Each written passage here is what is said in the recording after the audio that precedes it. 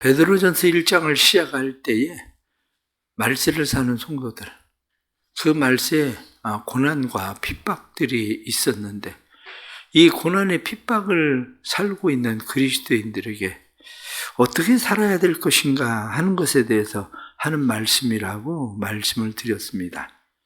그래서 2장 1절 말씀에 보면 그러므로 그렇게 말씀합니다. 그러므로 고난 가운데 있는 자들, 핍박 가운데 있는 자들, 환난 가운데 있는 사람들 뿐만 아니라 종말을 살고 있는 사람들, 그 사람들에게 그러므로 이러한 때에 너희가 모든 악독과 모든 기만과 모든 외식과 시기와 모든 비방하는 말을 버리고, 이렇게 말씀합니다.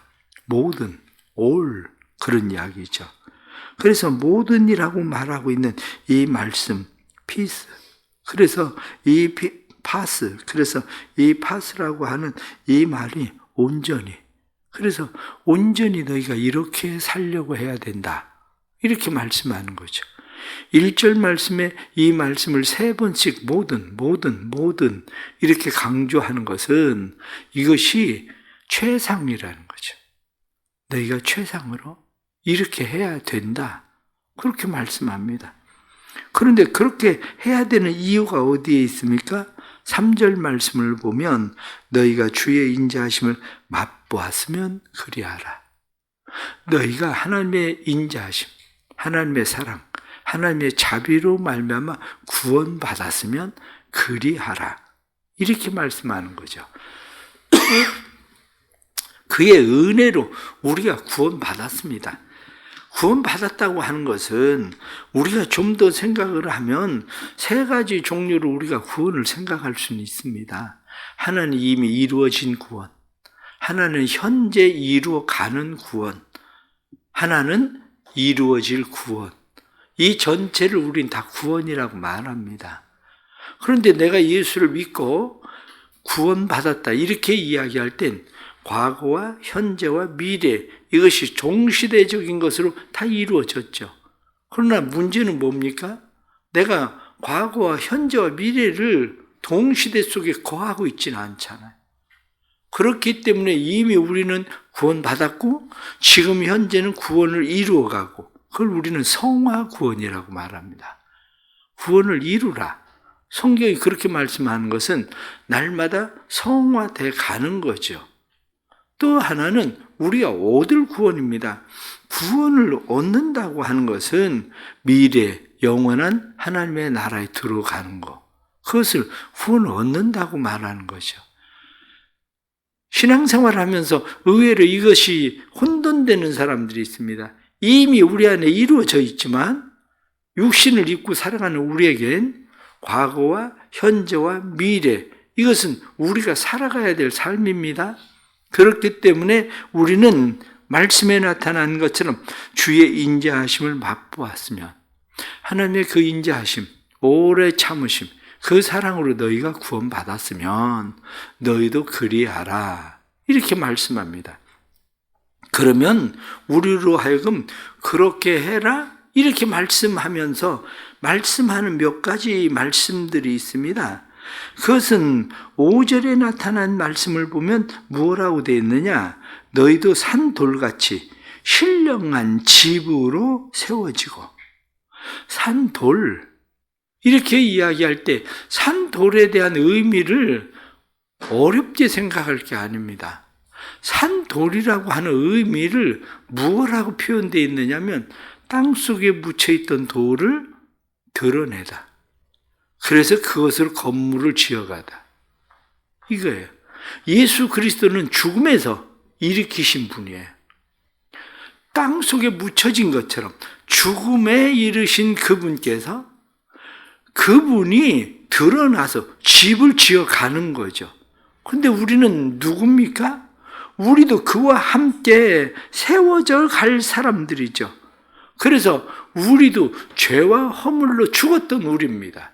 죄와 허물로 죽었던 우리가 죄와 허물에서 드러내져서 산돌로 건축물을 지어가는 예수 그리스도와 함께 지어져 가는 것, 이것을 보고 우리가 본문에 그렇게 말씀을 하고 있는 거죠. 그러므로 우리는 너희도 산돌같이 신령한 집으로 세워지고 예수 그리스도처럼 드러나는 돌, 세워지는 돌, 그것이 우리가 되는 거죠. 그것이 되는 것을 오늘 성경은 우리에게 무엇하고 말씀하냐? 5절 하반절에 나타난 말씀 보면 하나님이 기쁘게 받으실 만한 신령한 제사를 드릴 거룩한 제사장이 될지니라. 제사장이 되라. 예수님이 제사장이 되신 것처럼 너희도 제사장이 되라. 그거죠. 제사장이 된다는 건 무슨 이야기입니까? 제사장은 무엇으로부터 분리돼서 거룩해진 사람들이 아닙니다. 무엇을 위해서 거룩해진 사람들이죠. 다시 말하면 무엇으로부터 분리돼서 12 이스라엘의 지파들 가운데서 분리돼서 거룩한 게 아니에요. 이스라엘 백성들의 제사를 위해서 분리된 거룩한 제사장. 마찬가지로 우리가 세상으로부터 분리됐기 때문에 거룩해지는 게 아니라 우리는 세상을 위하여 분리된 거룩한 자들입니다. 그게 제사장인 거죠. 세상을 위하여 분리된 거룩한 제사장처럼 살아라. 오늘 말씀이 이렇게 말씀하는 거죠. 그러면 오늘 나타난 말씀을 전체적으로 말씀을 드리면 그렇습니다. 말세를 살아가는 우리에게 우리는 어떻게 살아야 되나? 세상에 착하고 정직하게 열심히 사는 사람들이 종종 마음 가운데 갖는 생각이 어떤 생각을 갖게 되냐면, 야, 이렇게 살면 뭐하나? 이런 생각이 들어요. 나만 착하게 산다고 되나? 나만 정직하게 산다고 되나? 이렇게 살면 뭐하나? 싶어지는 마음이 생겨요. 그런데 그것은 믿지 않는 사람들만 그런 것이 아니라 그리스도인들도 마찬가지입니다. 내가 예수 믿고 구원받았는데 내가 예수 믿고 구원받았다고 해서 이렇게 살면 뭐하나?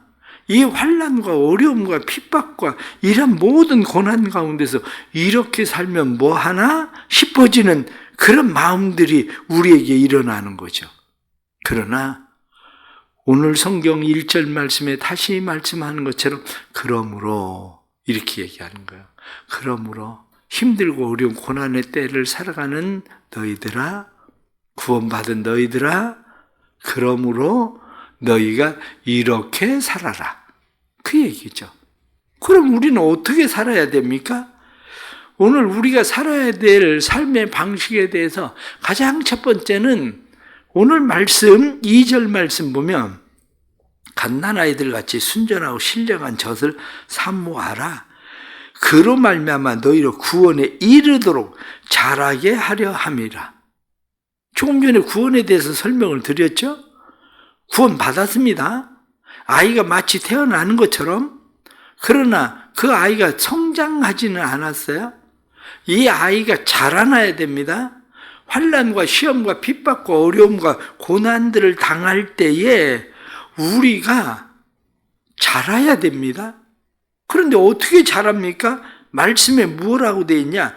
갓난 아이들 같이 순전하고 신령한 젖을 사모하라. 여기서 순전한 이 말이 참 중요한 이야기입니다.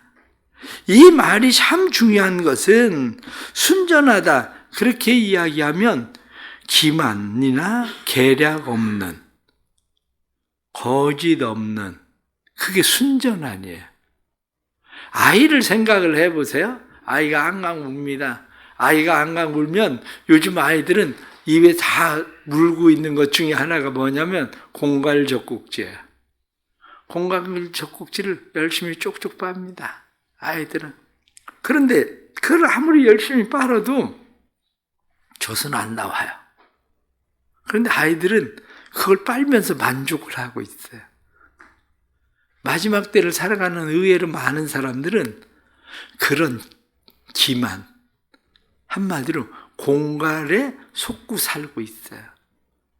공갈에 속고 산다는 게 무슨 말인가? 말씀에 나타난 것처럼 순전하고 신령한 젖을 사모해라. 이렇게 말씀하잖아요. 이 말씀은 영양가 있는 말씀이어야 된다는 거예요. 우리를 자라게 하는 말씀이어야 된다는 거예요. 교회에서 평안하다, 평안하다, 안전하다, 안전하다. 그 얘기를 들으면 마음이 편안해지죠. 안정되죠. 문제는 뭡니까? 믿음이 안 자란다는 거예요. 진짜 하나님의 말씀에 믿음이 결정적인 때 나를 자라게 해야 해서 견딜 수 있게 해야 되는데, 결정적인 때 다 예수를 믿는 것 같은데 다 떨어져 나갑니다. 결정적인 때 교회 안 나갑니다. 결정적인데 선택을 세상적인 것을 선택해요. 왜 그러냐? 아직 어린아이라 그래요. 자라지 않아서. 그렇기 때문에 하나님의 말씀에 대해서 성경은 순전하고 신령한 젖을 사모해라. 가짜 말씀에 속지 마세요. 평안을 주고 위안을 준다고 그게 마치 구원받은 것처럼 착각하지 마세요. 아, 교회를 왜 다니냐? 마음이 평안해졌다. 대부분 그 얘기 많이 하거든. 그게 프로스가 얼마나 되는지 아십니까? 기본적으로 사람들이 교회를 다니면서 가장 좋아진 게 뭐냐? 예수 믿고 구원받았다. 하나님의 자녀가 되었다. 이게 아니라 예수 믿고 평안해졌다. 그거거든요. 그럼 환난과 시험과 어려움과 핍박이 오면 어떡할 건데요? 내 마음이 편안해지지 않고 요동할 때는 어떻게 할 건데요? 그게 아니거든요. 그렇기 때문에 성경은 우리에게 말씀하기를 구원에 이르도록 자라게 하려 함이라. 이렇게 말씀한 것처럼 가장 첫 번째는 자라십시오. 자라나야 됩니다. 환난과 시험과 핍박과 어려움들 속에서 거기에 집중하는 게 아니라 이것이 나를 자라나게 한다 라고 하는, 나를 온전히 세운다, 인내를 이룬다, 이렇게 말씀하는 그 말씀을 믿고 우리가 그렇게 말씀으로 자라야 됩니다. 말씀으로. 또 하나는 우리가 다시 말씀을 보면 9절 말씀에 그러나 너희는 택하신 족속이여 왕같은 제사장들이여 거룩한 나라요 그의 소유된 백성이니 이는 너희를 어두운 데서 불러내어 그의 기이한 빛에 들어가게 하신 이의 아름다운 덕을 선포하게 하려 한다. 이 말씀을 보십시오. 이 말씀 속에 아무리 시험이 들고 힘들고 어려운 고난의 때가 와도 이러한 때에 너는 분명히 알아라. 너희가 분명히 아는 것은 너희를 하나님께서 어두운 데서 불러내어 땅속에서 죽은 돌이었었던 것을 산 돌되게 드러낸 돌이 되도록 만들었으니 너희는 택하신 족속이요 왕같은 제사장이요 거룩한 나라에 그의 소유된 백성이니 그의 덕을 선전해라. 그 얘기예요. 예수 이름 자랑하고 증거하고 사는 겁니다. 예수 이름 자랑하고 증거하며 살아가는 삶, 그것이 우리에게 필요합니다. 예수 이름 자랑하고 증거하고 살아가려면 11절 말씀처럼 영혼을 거스러 싸우는 육체의 정욕을 제어하라. 이렇게 말씀한 것처럼 제어해야 돼요. 고삐를 당겨야 됩니다. 편해지려고 하는 고삐를 당겨야 됩니다. 그쪽으로 가지 못하도록 해야 돼요. 루터가 이야기한 것처럼 우리의 마음에는 두 말이 싸우고 있다. 하나는 검은 말이고 하나는 하얀 말인데 누가 힘이 더 세냐? 먹이를 많이 주는 것이 힘이 세다. 누가 더 힘이 세냐는 먹이를 많이 주는 것이 힘이 세지는 거라는 거예요. 내가 고삐를 당기고 제어하면 그건 힘을 잃어요. 그래서 앞에 1절 다시 말씀을 보면 악독, 기만, 외식, 시기, 비방 이 모든 거 다 버려야 된다? 이게 다 무슨 얘기입니까? 육체의 정욕적인 것들이거든요. 육체의 이 정욕적인 것들, 이건 고삐를 당겨서 그들이 활개를 치지 못하도록 그 고삐를 당겨야 됩니다. 그런데 내 힘으로 그게 됩니까? 내 힘으로는 안 돼요. 내 힘으로 당긴다고 해서 그 힘을 당할 수가 없어요. 중요한 게 뭐냐? 고삐를 놓지 마세요. 더 이상 안 되겠다. 이게 아니라 고삐를 놓지 말고 고삐를 붙들고 계세요. 그리고 성령을 의지하세요. 우리와 함께 싸워주시는 예수 그리스도를 의지하십시오. 그러면 성령께서, 주님께서 우리와 함께 싸워주시는데, 그것을 뒤에 나타나는 말씀을 다시 우리에게 말씀을 보면 무엇라고 되어 있느냐? 22절 말씀에 그는 범죄하지 아니하고 그 입에는 거짓도 없고 욕을 당하되 맞대어 욕하지도 않고 고난을 당하시되 위협하지도 않고 오직 공의로 심판하시는 이에게 부탁하며 친히 나무에 달려서 우리의 죄를 담당하고 채찍에 맞고 죽으셨다는 거예요. 성경은. 그러니까 우리의 정욕적으로 살아가려고 하는 것을 제어하고 좀 더 편하게 살려고 하는 것을 제어하고 고삐를 당기고 우리는 주님을 바라보고 주님을 따라가려고 해야 되는 거죠. 마지막 하나 더 말씀을 드리면 16절 말씀에 너희는 자유가 있으나 그 자유로 악을 가리는 데 쓰지 말고 오직 하나님의 종과 같이 하라. 하나님의 종이 되라. 세상 사람들의 종이 돼서 굴복하는 것처럼 보여지지만 세상 사람들의 종이 돼서 굴복하는 게 아니다. 하나님의 종과 같이 해라. 이렇게 말씀하는 거죠. 왜 하나님의 종과 같이 하라고 우리에게 말씀합니까? 18절 말씀 보면 사환들아 범사에 두려함으로 주인들에게 순종하되 선하고 관용하는 자에게만 아니라 또한 까다로운 자들에게도 그리하라. 우리는 하나님이 우리의 주인 되신 거예요. 하나님의 주인 되신 우리에게 내가 불편스럽고 내 생각엔 아닌 것 같아도 순종해야 되는 것처럼 너희의 주인들에게도 그리해야 된다. 세상 속에서 하나님의 종이 되라. 그래서 말씀에 이 까다로운 그런 말씀 나옵니다. 까다로운 이 말이 무슨 얘기냐면 삐딱한, 불공평한, 괴팍한, 가혹한 이런 이야기예요. 너희 주인이 너희에게 까다롭게, 까탈스럽게 삐뚤어지게, 불공평하게, 괴팍하게, 가혹하게 너희를 대한다 할지라도 너희가 죽게 하듯해라. 그 말인 거죠. 이게 쉽습니까? 결코 쉬운 일이 아니죠. 그러나 이게 쉬운 일이 아니지만 고난을 참으면 그것이 하나님 앞에서 아름답다.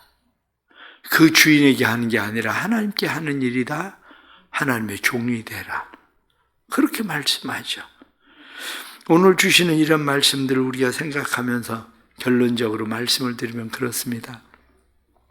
산돌이 되기 위해서 인내하십시오. 힘들고 어려운 고난의 상황들 속에서 인내하십시오.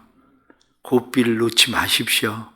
세상은 우리를 강하게 끌고 가려고 할 겁니다. 그러나 세상의 고삐를 당기십시오. 억제하십시오. 제어하십시오. 그래야 믿음의 선한 싸움들을 우리가 잘 싸워 나갈 수 있는 겁니다. 우리의 삶 가운데 고난을 받으시고 우리에게 고난의 본을 보이시려고 하시던 주님처럼 우리가 그러한 본을 또 세상 가운데서 드러내는 그리스도의 사람들이 되기를 간절히 바랍니다. 기도하겠습니다. 하나님 아버지, 힘들고 어려운 때를 살고 있습니다. 우리가 힘들고 어려운 때 이렇게 살면 뭐하나 하는 생각이 들어갈 때가 많습니다. 나만 착하게 하면 뭐하나 이런 생각이 들어갑니다. 심지어는 교회 안에서 성도들을 대하면서 나만 늘 손해보는 것 같은데 이런 생각도 들어갑니다. 그러나 모든 이라는 말씀처럼 그러므로 모든 것은 악독은 버려라 하고 말씀한 것처럼 우리가 세상의 악한 모든 것들 버리게 하시되 모양이라도 버리라. 성경이 말씀한 대로 우리가 모양이라도 버리고 오직 예수 그리스도를 따라 살아가게 해 주옵소서.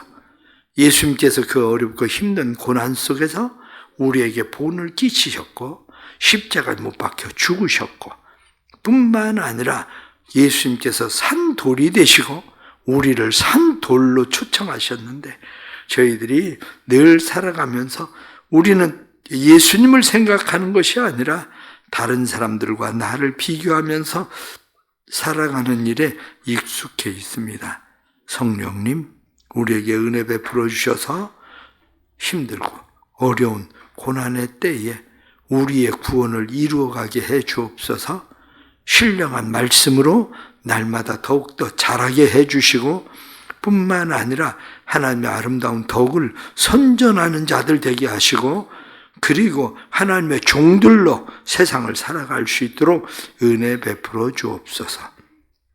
교회가 날마다 주의 선하신 뜻을 이루어가는 교회 되게 하시고 주님 기뻐하시는 교회로 온전히 세워질 수 있도록 주님 도와주옵소서.